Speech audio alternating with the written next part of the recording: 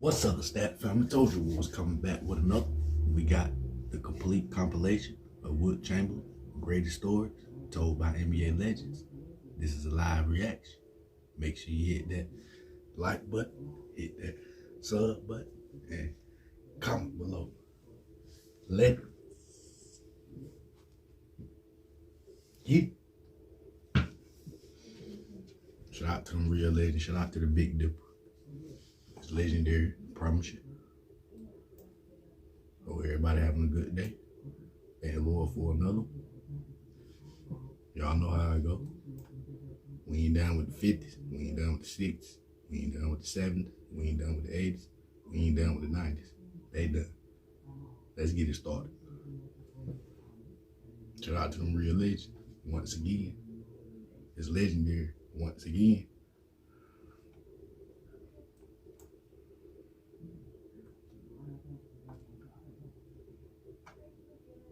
Welcome to the Complete Collection series. Today, we'll be looking at Wilt Chamberlain's greatest stories, told by NBA players and legends. If you have missed any of the other episodes in this series, there is a playlist link in the description box down below and on the top right corner of your screen. Thank you to everybody who recommended that I make a video on Wilt Chamberlain. Wilt has so many stories that there definitely could be a part 2 and even part 3 in this series. If you would like to be featured on the next episode, let me know which player I should do for the next episode in this series. These videos and this series takes me a long time to edit and produce, so all I ask is that you hit that like button. It would really help me out. If you are new around here and you enjoy these types of videos, be sure to hit that subscribe button and turn the notification bell on so you don't miss an episode in this series in the future. Without further ado, here's the complete collection of Wilt Chamberlain's greatest stories. Why is it that we don't recognize Wilt Chamberlain? Looking at his videos and stuff, like he was so freaking athletic. Like he would have been able to play any area, like jump over anybody.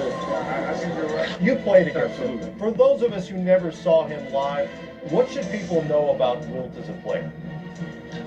Wilt averaged 50 in one season. He did. He averaged 50 in one season. But it feels like Wilt Chamberlain, we look at it and go, you know, he played in a different league. But I think we view it as, you know, now that Wilt Chamberlain guy, he scored 100 in a game, like he was an alien. If you have one player in NBA history that you could start a team around, who would it be? I don't hate questions like that. It would be Wilt Chamberlain. Why? Because he's the greatest big man in the history of the game. To say who is the greatest, we will never know that. I mean, in my eye, Wilt Chamberlain is the greatest basketball player. Who do you think is the greatest of all time? Wilt Chamberlain. But we don't acknowledge, when the topic comes up, greatest players of all time, Wilt Chamberlain's name never comes up. I think when you can see the similarities, you understand, this is one way you can judge the two. How much impact did each change or evolve the game? With all the technology we have today, they didn't have the ankles, the MRI, all the stuff we have now, they didn't have back then. It's literally the word unbelievable is very appropriate for him. I would love to see him play against some of these centers today. It would be pretty embarrassing for them, to be candid with you. One of the greatest scorers, rebounders ever. Somebody people have never seen someone like that in that era. The Big Dipper, real legend. We talk about these great performances, and we show you stats, and we show you clips, and we compare these people to Wilt Chamberlain, because that's basically who set the bar so high. But for a younger generation of basketball fans and people that watch and listen to our show, they think of Wilt Chamberlain as the guy who scored 100 points in a game, or they see 2 or 3 clips of him dunking. Explain to everyone just how versatile Wilt was. Gather around, boys and girls. Let me teach you who the Big Dipper is. Oh, let me teach you who Wilt still is. All ears. First of all, we can't compare that. He's on another level. Here's a guy during a basketball season, averaged 50 points. Wilt's 50? Did you feel like that's something he could have done every year? No, that's special. That's once in a lifetime. It seems incredible now to think he averaged 50 points. Yeah, 25 rebounds. I mean, that's amazing. And 25 rebounds. 50 points and 25 rebounds. you sort of look back, he averaged 50.4 points a game in a season. So he got 50 every single night. It was a different game. It was a different game still. 50 points, 25 rebounds. It's 50 points, 25 rebounds. It's a credit to what a physical specimen he was and how talented he was a 7-footer who literally should have his own record book.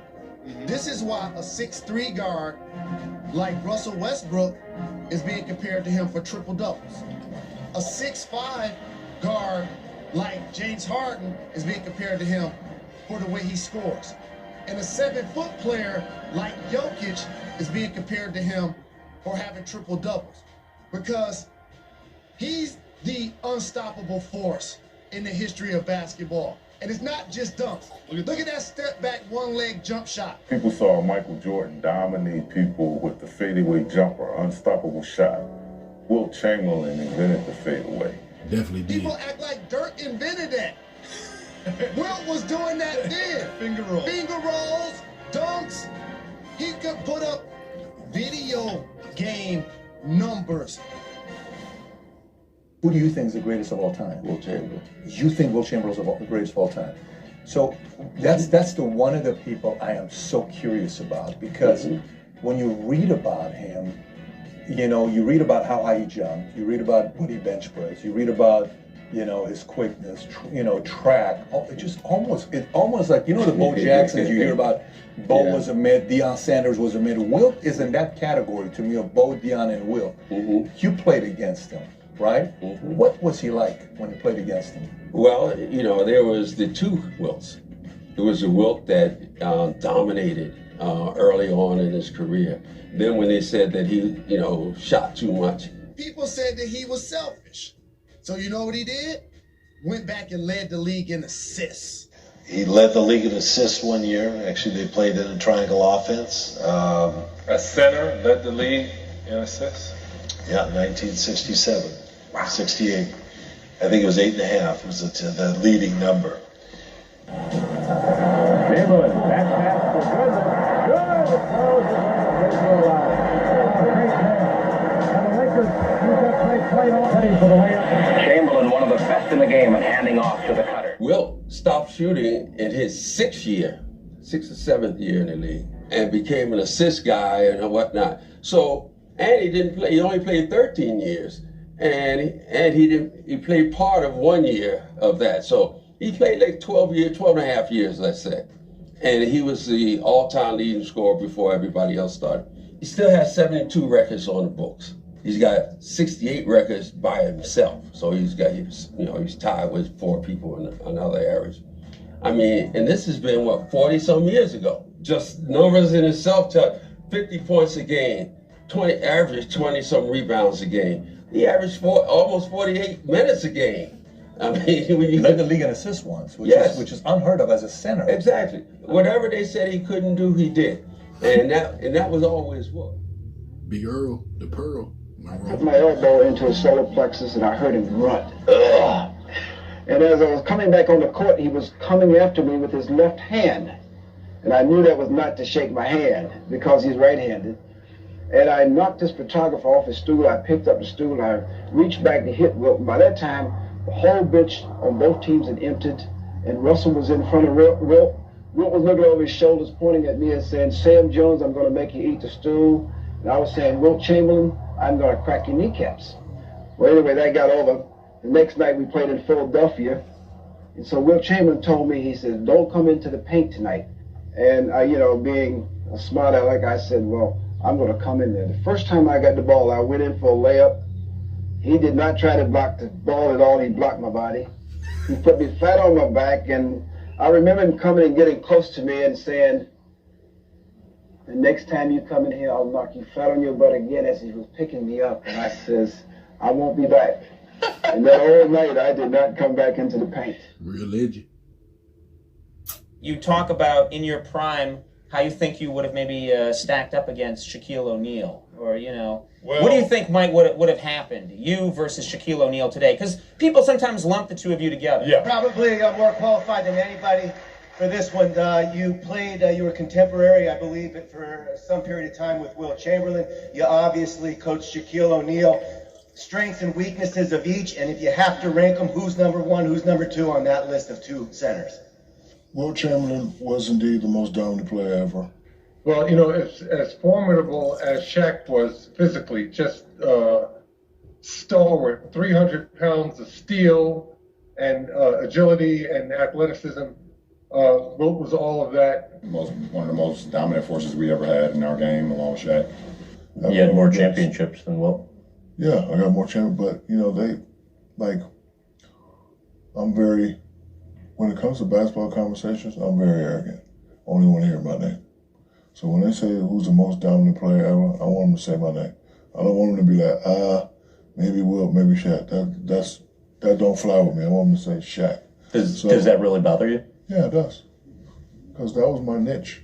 I wasn't going for the greatest player niche. I wasn't going for the best. I wasn't going for that because those words are just thrown out. You know, words like most dominant, you got to earn that. So, Wilt averaged 50 in one season. He did. He averaged 50 in one season. So, I'm mad because I wanted to pass him up in points. Now, if I would have passed him up, I would have arrogantly said Shaquille O'Neal was the most dominant player ever. Don't ever ask me the question again. Yeah, I got more rings than him, but he got more 50-point games, he got more rebounds, and he has more points. Shaquille didn't have quite the same athleticism that Wilt had. He had the bounce, and he had the speed, but he didn't have the endurance that obviously by the 48 minutes a night that we talked about. He had a jump hook, whereas Wilt didn't have a jump hook. He had an array of shots. He had a hook, he had a finger roll, he had a turnaround jump shot. And Shaq was a post sprinter. Shaq gets away with what I would consider murder. So they let him go. Yeah, I mean, I would think that when you dip your shoulder and you're whatever type of guy and the foul's called and the guy laying on the floor, you know, you're getting away with something. So Shaq is allowed maybe to score some points that maybe he wouldn't get. But he got that zone defense in his favor, though. They're going to be able to drop 3 or 4 or 5 guys on like you Where he'd go down and get in the lane ahead of the crowd, and Wilt was never, much of a post sprinter. He used to take his time. In fact, when he rebounded, a lot of times he'd make the guards come back to him to get the ball, so he'd be down there when the ball got to the other end of the court. I think that free throw shooting,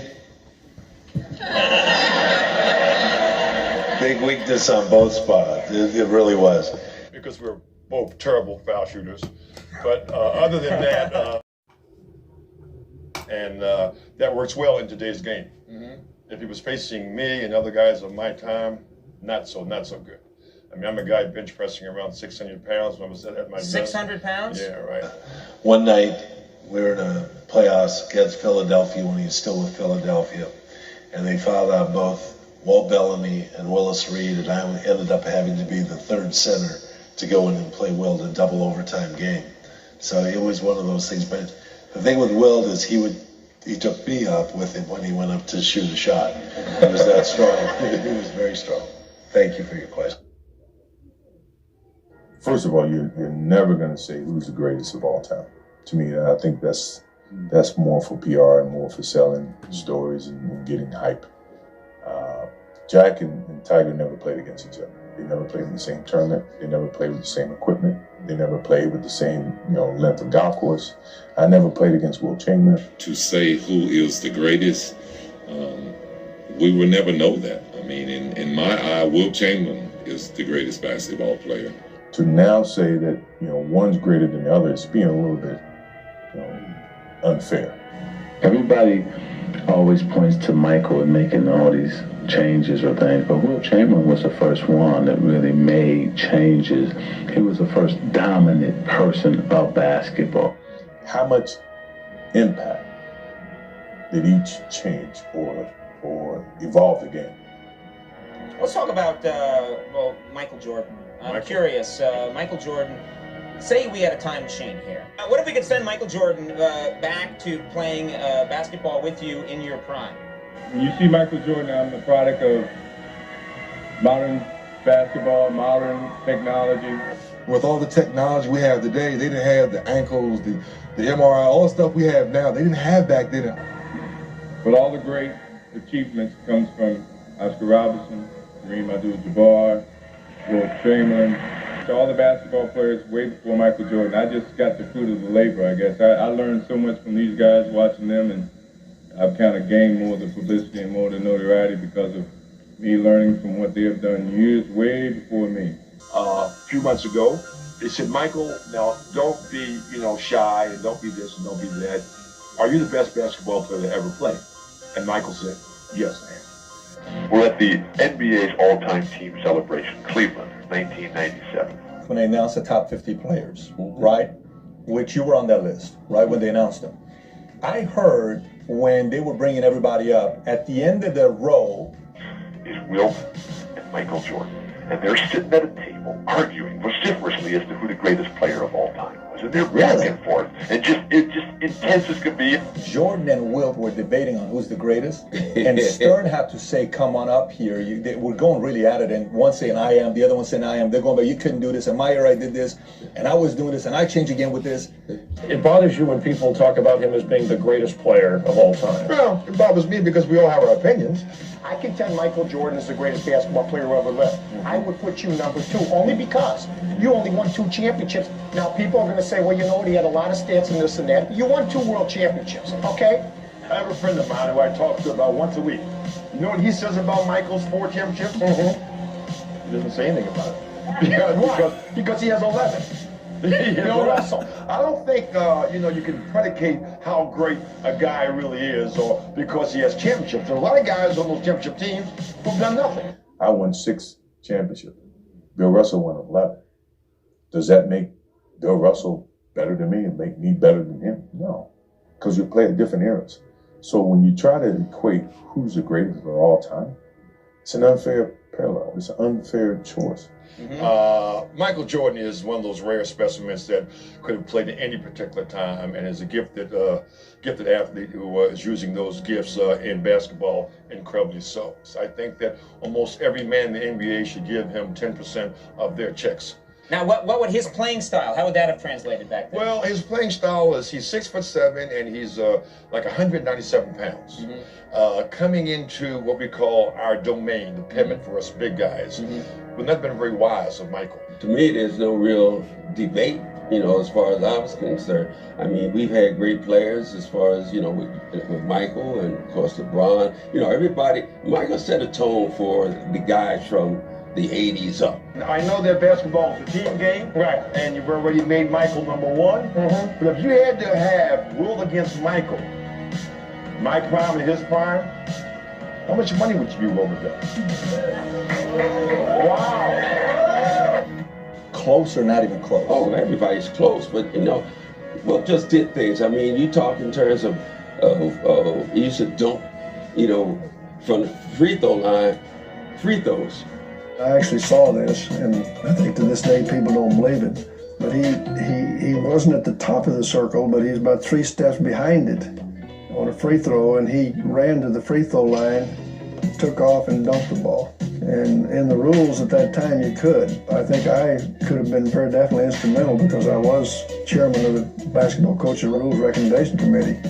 And I explained to the coaches at the convention what I saw and said that, something's going to have to be done so that we, don't have guys that can dunk the ball on the free throw line. And they changed that rule. The rule began, you have to stay behind the free throw line until the ball hits the back. They had a little 13-foot lanes. That got expanded. I mean, he did things that until today is still a part of the game, what's made the game what it is today. Revolutionary type of guy. I'll tell you a great Magic story. I'm a coach at UCLA, and he used to come to the men's gym and organize games. I remember and there were a lot of pickup games all the time, and he used to make the sides and stack them. So one night I'm watching, and Kevin O'Connor are in the stands. Wilt Chamberlain's playing with 4 of my freshmen against Magic, Bernard King, James Worthy, Byron Scott, and Green. AC Green. AC Green. Huh? And it's game point. Magic throws a sky hook. Wilt blocks it. Magic calls game. And Wilt says, that wasn't goaltended. That was a clean block. And Magic took the ball. He said, game over, next. And Wilt said, hey, coach, was that goaltended? And I said, no, that was a clean block. Magic says, what do you think he's going to say? They're his kids. And Wilt says, all right, look, we're going to play a game till 12. We'll do it again. Winner stays, and there'll be no more shots made at this basket. He blocked every shot. 43 years old. He was blocking everything. It was unbelievable. Somebody used to play in those 80s games, who I asked who's the best player you ever played with or against, told me it was about a 50-year-old Wilt Chamberlain at those UCLA pickup games. He was that kind of physical presence. My friend Wilt, Norman Chamberlain, was far and away the best player I've ever played against. We cannot throw out Wilt. Wilt is Wilt. I mean, obviously he didn't win championships, but I'm with Shaq. You go with winners because Bill Russell won so much, but when you start saying which would you start a team with, it's hard to go against the Big Dipper. It's hard to go against him. As far as basketball skills are concerned, there's never been anybody to accomplish what Wilt Chamberlain has accomplished, and he was an incredible human being, an incredible physical specimen, and a great athlete. And I don't think anybody will come along who will be able to match the records that Wilt has accomplished. He just never had the personnel like Bill Russell had to go along with him. If Wilt had the good fortune of having as many great teammates as Bill Russell had, I think that his record of championships would have been phenomenal. Keep in mind that in his NBA career, Bill Russell has 0 individual all-time records. Michael Jordan has 3 all-time NBA records. Wilt Chamberlain has 56 all-time NBA records. Now tell me who's the greatest player of all time. With all deference to Bill Russell in the winning, the man averaged, I don't care what era, he averaged 50 and 25. Correct. He's got to be on Mount Rushmore. He didn't win enough, but he was going against the Celtics every single year. And you can't even argue by the numbers. Wilt Chamberlain, the most dominant player ever in this game. But we do not acknowledge Wilt Chamberlain. We have forgot about him. And he's one of the most athletic players who's ever played the game. He led the league in assists. He led the league in field goal percentage, led the league in block shots. Whatever you wanted him to do, he was going to do. People seem to think that your friendship with him helped you a little bit competitively because he liked you so much. That's a crock. Do you know what the NBA rebound record is? It's 55 rebounds by Wilt Chamberlain. You know who the other center was that night? It was Bill Russell. Now, how's that taken easy? Yeah, he did that in November of 1960. So, his second year in the league. 55 rebounds. That to me is incredible because against Bill Russell, they were the 2 greatest rebounders in the history of the game. He called me up one day. Sports Illustrated had a cover and said, is Dennis Rodman the best rebounder ever? Oh, God. And Wilt was so annoyed. And I cleaned it up saying annoyed. So he called me up and he asked me, did I believe this bleep? And so I said, well, I don't pay attention to that. He says, I had more rebounds a quarter than he had a whole game. In the 60s, Wilt was just picked apart more than any athlete. Why doesn't he do this? Why does he only care about numbers? Did you think it was fair? Well, I'll tell you one thing. I never did any of that foolish. You never said one thing. He got the 100 points against my team, the Knicks. That was in Hershey, Pennsylvania, but I read about it immediately the next day. 50 years ago, when he scored 100 points. That's right, 100 points. 100 points in one game, which I believe was versus the Knicks, 1962. That's right. Is that right? It's a long, long time. Was there Right. Was there a point? 100 points in one game. The game wasn't on TV. Just some pictures remain. But you better believe that night lives on in the memories of those who saw it. He scored 100 points in a game in Hershey, Pennsylvania. And Al, you were in that game. And the night that he got 100, were you cognizant of that? Did you talk about it at halftime, or did you treat it like a no-hitter? When Dave Zinkoff, who you remember, was doing the game, he started calling every point after that. And he would say, and that's 82, and that's 83. Oh, well, then we became cognizant Get it that to the he big had a guy. chance. The most amazing scoring performance of all time. 100 points. It was a big difference. I believe that a great basketball player on a good night for him or a hot night for him can score 100 points. I believe that, sincerely. I believe there are other records I have that they may have a hard time ever taking a look at. They always said he was by far the strongest person who's ever played the NBA. Absolutely. I mean, Yeah. I remember that he lifted me up like with one arm like nothing. Probably the greatest play I have ever seen in my life. Wilt Chamberlain was involved with Gus Johnson. Wilt was standing there. Gus goes up to dunk it. Wilt catches the ball, throws Gus to the floor. Still holding the ball, they carry Gus off the court with a dislocated shoulder from bouncing off the floor. I don't see how anyone in the NBA will ever be as strong as he was. One time in a game, Casey Jones tied him up. He was really upset. And so Wilt Chamberlain picked up the ball with Casey still attached. And he picked it up with his arms extended, brought it to his chest, and threw a two-handed chest pass with Casey still on the ball. That's how strong he was. He came to the gym and he would do a tricep extension that, like, the big guys, the strongest guys would do, let's say, 120 pounds, let's say, tricep extension, pulling down, right? He would come and he would do 150, 170 pounds, Wilt Chamberlain. That's how strong he was. When he made the moves with Arnold Schwarzenegger, they were at a weight room. And Wilt says, well, how do you do that? And Arnold goes, well, this is where you do it. You know, you push up. So I go, Wilt lays down on the bench, gets up under it. Bing, bing, bing, bing, bing, bing, bing. And Schwarzenegger never came into the weight room with Wilt again. Real legend. You know, when you're 32 years old, you know, you haven't quite checked your ego at the door yet. And I wasn't quite ready to check my ego at the door. So Dick McGuire, who's was a teammate of mine, and he said, Earl, the job is yours. So he offered me the job. I said, well, Dick, let me think about it. We played the exhibition game against the Philadelphia Warriors in Hershey, Pennsylvania. I saw Wilt for the first time. I said, nigga, it's time to go. I tell you, it's time. I told him, I said, you know what, man, you did me a great favor. He said, what did I do? I said, you know, you took a hand-wringing and gut-wrenching decision and made it a no-brainer.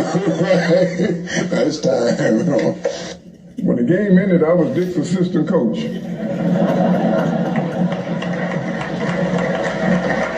Oh, yeah. Legendary. And I remember there was a game against Brooklyn. I played with Brooklyn, and Wilt played with the team from Philly. And we had this game against them, and it was probably one of the best games you've ever seen. But everybody don't remember it because it wasn't on video, which was pre-video. So it was a great game, and I think that Wilt, and we had a guy by the name of Jackie Jackson, who was like 6'4", and he can actually touch the top of the backboard. I've heard people talk about guys touching the backboard. This guy can do it. And we ran a play, and Wilt used to shoot this fadeaway jump shot. He used to go up high and shoot it off the glass. So we had a play that we would make Wilt shoot this jump shot, and Jackie would come over and block it. And we had the play set up perfect. Wilt went in and turned, shot his jump shot. Jackie came from the weak side and caught it right at the top of the backboard. And the crowd went crazy. People were running around the place and jumping off the fence and almost jumping off the ceilings and stuff. And it was just phenomenal. And we looked over at Wilt, and Wilt was staring at us, and Wilt called timeout. Just called timeout like that. And everybody was still running around screaming. And back then there wasn't high five. They were giving everybody low five and stuff. Everybody was clapping and carrying on. And then the next 15 plays were dunks by Wilt that I've never seen before in my life. He dunked every single way he can be imaginable. And I hope you guys enjoyed the video. If you did, help me out by hitting that like button, subscribing if you're new for more NBA content just like this, and hit that notification button so you never miss an episode in the series. Thank you for watching. Peace.